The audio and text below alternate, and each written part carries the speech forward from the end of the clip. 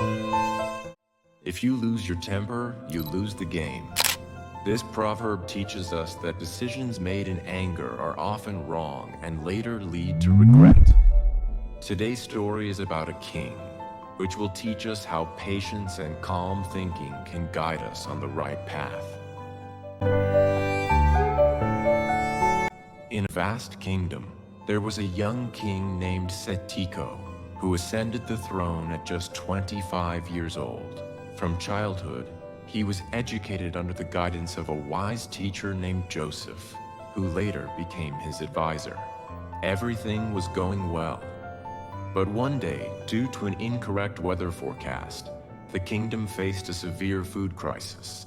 Enraged, King Setiko, without much thought, ordered Joseph to leave the kingdom. Joseph quietly left and started living a simple life in a village. Over time, he gained the villagers' respect for his wisdom. Meanwhile, King Setiko realized that he had made a mistake in his anger and began to feel Joseph's absence. He sent soldiers to find Joseph, but they failed. Then an idea struck him. He sent a letter to the head of each village, instructing them to fill an empty clay pot with knowledge and return it. If they couldn't do so, they had to fill it with precious gems instead. The letter also reached the village where Joseph lived. The villagers were worried because they didn't know how to fill a pot with knowledge, so they turned to Joseph for help.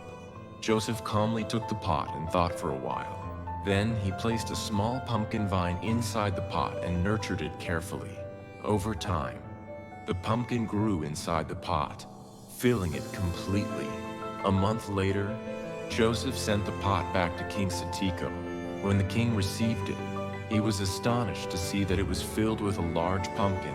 He realized that just as the pumpkin had gradually filled the pot with patience and time, success also requires patience and steady effort. Instantly, he understood that this was the work of his mentor, Joseph.